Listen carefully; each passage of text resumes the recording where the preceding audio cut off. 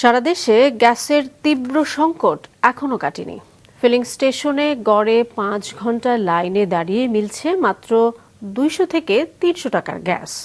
এছাড়া রাজধানীর বেশিরভাগ এলাকার বাসাবাড়িতেও জ্বলছে না চুলা। গ্যাসের অভাবে বন্ধ হওয়ার উপক্রম হাজার হাজার কারখানা। এই পরিস্থিতিতে আজ থেকে 12 কেজি এলপিজির দাম 70 টাকা বাড়িয়েছে বিইআরসি। বিস্তারিত বিপ্লব আহসানের রিপোর্টে।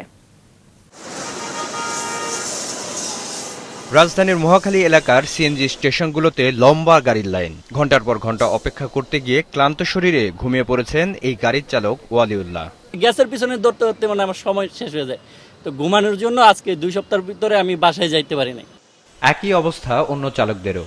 মাত্র 200 থেকে 300 টাকার গ্যাস কিনতে অপেক্ষা করতে হচ্ছে গড়ে 5 ঘন্টা। প্রচন্ড গরমে এই দুর্ভোগে ক্ষোভ ঝরছে তাদের কণ্ঠে। বাটপারি কারবারি না করে ওই গ্যাসের দাম বাড়াই দিয়ে গ্যাস আবার ঠিক হয়ে যাবে। অ্যাক্টিভ মারতে পারি না, ওই যে একবার লইছি সকালে আবার সিরিয়াল লাগাইছি, আবার 3 ঘন্টা 4 ঘন্টা লাগবো। যখন জিরোতে নেমে যায় তখন আমরা একটা নজলও চালাতে পারি না, 3টা নজলের ঠিক মতো একটাও চালাতে পারতেছি না। শুধু সিএনজি স্টেশনগুলোতে নয়, বাসাবাড়িতেও ভোগান্তি বেড়েছে কয়েক গুণ। পুরানো ঢাকা, নিউ মার্কেট, ধানমন্ডি, শ্যামলী, মিরপুর সহ বেশিরভাগ এলাকায় দিনের 22 ঘন্টায় থাকছে না গ্যাস। তবে মোহাম্মদপুরের অবস্থা আরো ভয়াবহ। 22 দিন আগে তো চুলা বন্ধ হয়েছে, আজ পর্যন্ত গ্যাস ঢুকছেই না। জুলাই মাসে আমাদের চুলা একেবারেই জ্বলেনি, তাই জুলাই মাসে আমরা কোনো বিল দেব না, এটা আমার সরকারের কাছে দাবি।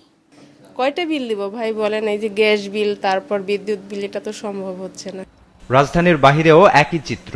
গাজীপুরে টানা 12 দিন ধরে গ্যাস নেই। 3500 কারখানার উৎপাদন বন্ধ হওয়ার উপক্রম।